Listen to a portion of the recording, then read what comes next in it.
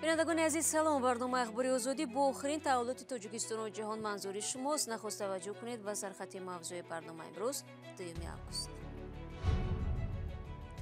منصبداران دنقره میگویند که زادگاه پرزیدنت تاجیکستان حداقل مقام مرکزی ولایت را کسب خواهد کرد.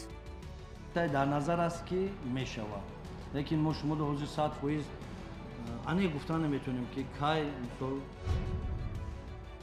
بالوروی نرخ سوزشواری در ولایت سوخت قیمت حاصل کشاورزی را هم گران کرد. و انتخاب بیشتر به زنان مسلمان، حجاب اسلامی به یکی از با اعتبارترین شبکه فروشی امریکا راه می‌یابد. این هم یک لباس عادی مثل دیگر لباس‌های امریکایی هاست. نمایندگی بانک ملی تاجیکستان در خوجند ده کارمند خود را به کار فاصلوی گذراند. این تصمیم با هدف پیشگیری از گرفتاری کارمندان به بیماری کووید 19 عملی شده است. زیبا سیرای و معاون مدیر شعبه منطقوی بانک ملی در خوجند امروز ضمن نشست خبری گفت در حال حاضر 325 کارمند بانک ها در خانه های خود کار میکنند. به قول او در 6 ماه اول امسال 40 کارمند بانک های ولایت به بیماری کرونا ویروس نو گرفتار شدند و یکی از آنها از این ویروس فوتیده است. او از کارمند فوتیده بانک نام نبرد ولی افزود به خاطر حفظ سلامتی کارمندان کار فاصلوی را به راه ماندند. منصبداران دنقره تلاش دارند به سر و صداها درباره سرنوشت منبعد این شهر خاتمه گذارند. چند سال به این طرف گفتگوزارها درباره به پایتخت تاجیکستان و یا ولایت علاهیده تبدیل یافتن شهر دنقره ادامه دارد. منصبداران میگویند برنامه‌هایی که حکومت تاجیکستان در زادگاه پرزیدنت امامعلی رحمان عملی میکند گواهی آن است که دنقره حداقل مقام مرکزی ولایت را کسب خواهد کرد. ادامه در گزارش محمود جان رحمتزاده. ناحیه دنقره، زادگاه پرزیدنت امامعلی رحمان و بسیاری از اعضای حکومت تاجیکستان. چند سال به این سو در اینجا بیناکاری در اوج است. قرار است اکنون دنقره مقام شهر و مرکزی ولایت را صاحب شود. گویا مسئله نهایی شده است ولی کی اعلان شدنش معلوم نیست. 100 سال پیش سیدعلی ولیزاده هم گفته بود که دنقره یا ملک آباد می شود، لیکن سپارش هست، ما می شود جوابگو هست. در حقیقت ما باور داریم که می شود. اینجا در مساحت 450 هکتار فرودگاه بین المللی دنقره ساخته می شود. فرودگاه پیشین ناحیه کهنه شده از کار مانده است. مسئولان دنقره هم میگویند که چیز ساختاری که در دنقره ساخته می شود مقام ولایتی را دارد. چی اینفراستراکچوری که در ناحیه دنقره شده است، چه بیناهای شده است، ما بیناهای ولایتی ساخته استیم. سپارش همه خیلی هم کمیته زمینمون، هم حفظ محیط زیست، هم محافظه، هم کلینیک اینا جمهور ولایتیمون بیمارهای سیرایتیمون ولایتی شده است. در نظر است که می شود، لیکن ما شما در حوزه 100% آنی گفتن نمیتونیم که کی مثال. امامعلی رحمان در یک سال تا 4 بار به دنقره سفر میکند. در هر سفر 10 انشاءات خرد و بزرگ را باز کرده است و در 20 سال اخیر دنقره خیلی آباد و شکوفا شده است.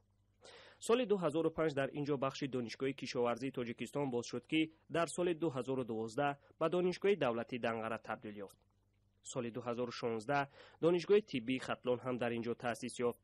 دنقره همچنین منطقه آزاد اقتصادی است که چندین کارخانه را فرا میگیرد. دنقره از سالهای 30 عصر گذشته همچون ناحیه در هیئت ولایت سابق کلا بود و حالا یک ناحیه ولایت ختلان است. حالا اهالی ناحیه دنقره 160,000 نفر را تشکیل می‌دهد. محمود جان رحمتزاده، آزادی، دنقره.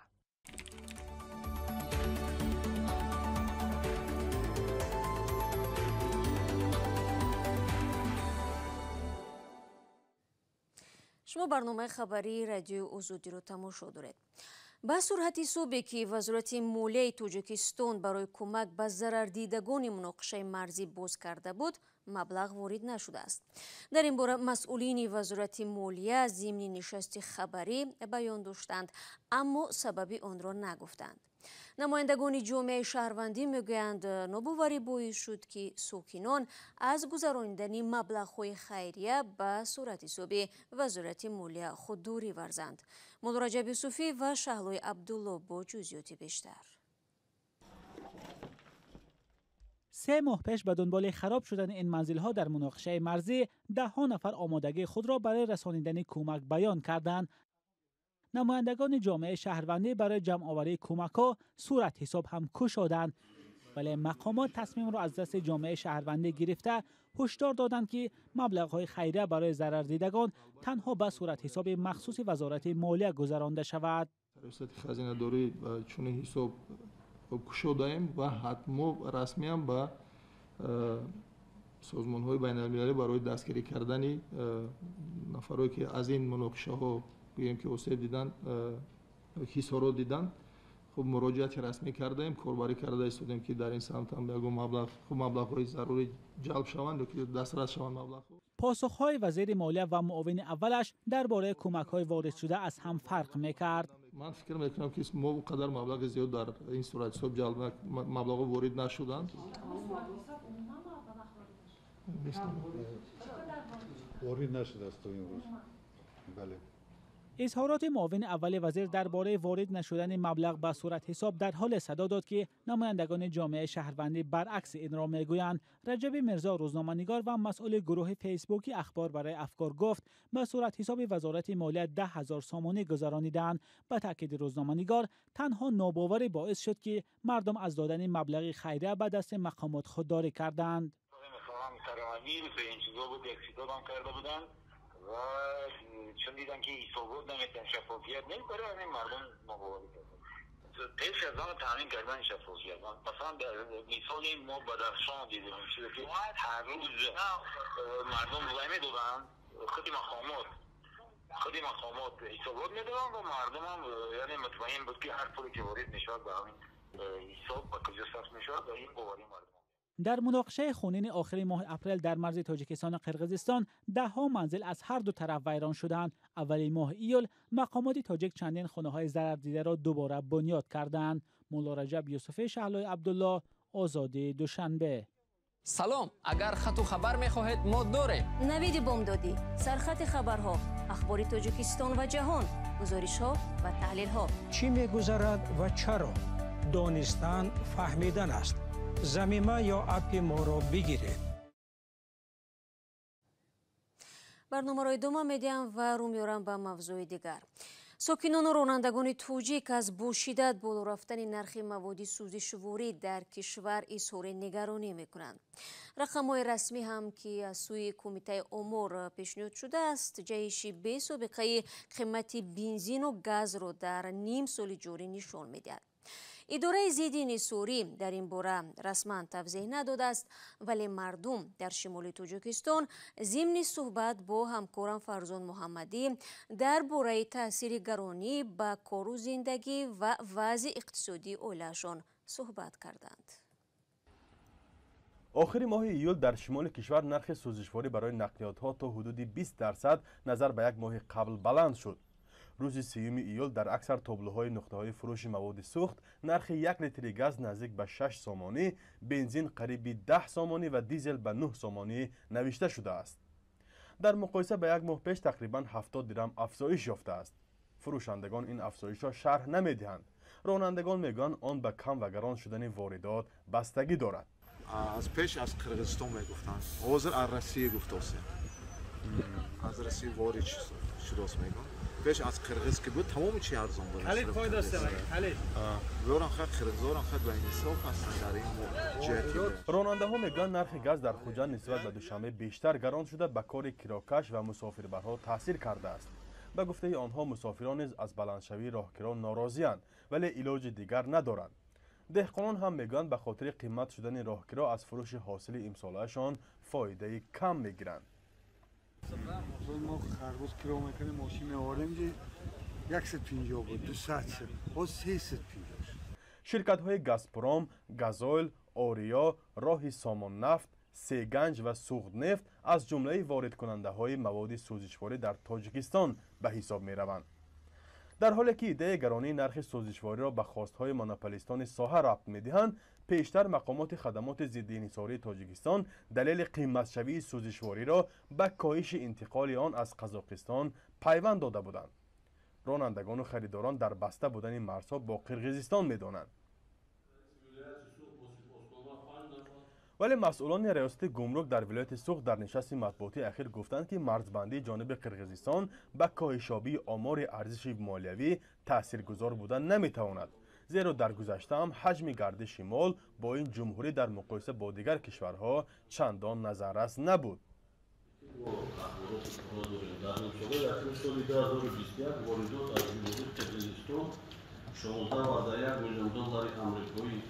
حساب 2.14% از حجم واردات عمومی ریاست نوشته در همین دوره سال 2020 20.6 میلیون دلار آمریکایی حساب 3.23% از حجم عمومی واردات عمومی باشد. در همین حال طبق نشاندادهای حالتهای قانون‌ویرانکنی وارداتی یا به اصطلاح قاچاق مواد سوخت نسبت به همین دوره سال گذشته به مراتب کاهش یافته است. اگر در 6 ماه اول سال گذشته 32 مورد را آشکار کرده باشند، در این دوره آن 27 حالت را تشکیل کرده است. در نشانداد حجم مواد نیز کاهش‌یابی نظررس قید شده است. فرزا محمدی، رادیو آزادی، شهر خوجند.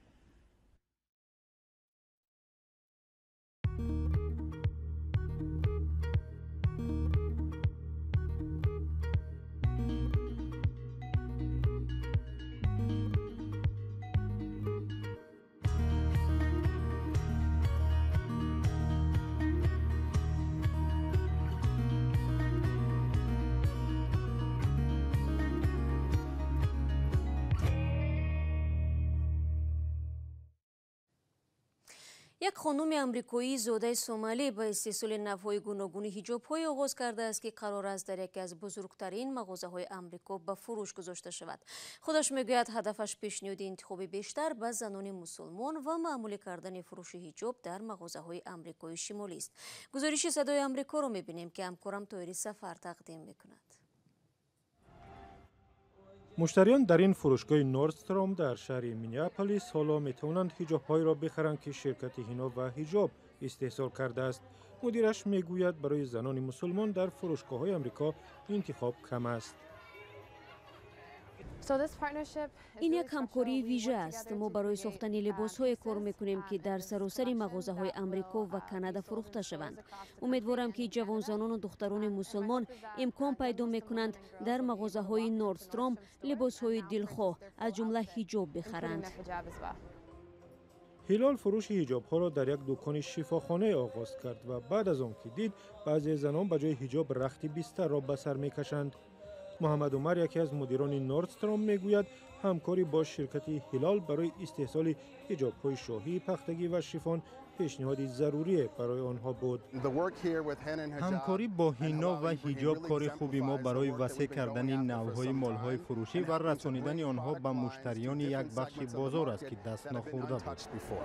هلال ابراهیم میگوید همکاری با نوردستروم کمک میکند حجاب چون یک بخشی از فرهنگ آمریکایی نمایان شود. کاری ما بیانگر آن است حجاب بخشی از فرهنگ آمریکایی می باشد. می خواهم هر وقت مردم به مغازه بیایند حجاب را ببینند و گویند که این هم یک لباس عادی مثل دیگر لباس‌های آمریکایی هاست. شرکت نوردستروم میگوید که کلکسیون حجاب‌های هلال ابراهیم در 16 فروشگاه در آمریکای شمالی و در اینترنت به فروش گذاشته شدند. این مطلب آخر برنامه امروز است. تشکر از شما که تا این لحظه همراه ما بودید. خبر و گزارش‌های دیگر را چون همیشه از اون میتوانید در سامانه رادیو آزادی زیر نشانی www.azadi.org بخوانید. گزارش‌های ویدیویی و نوارهای روز در صفحه آزادی ویدیو در یوتیوب گذاشته میشوند. فراموش نکنید که فردا با خبرهای نو در خدمت شما قرار میگیریم. خود را احتیاط کنید عزیزان و خدا نگهداری هر یک.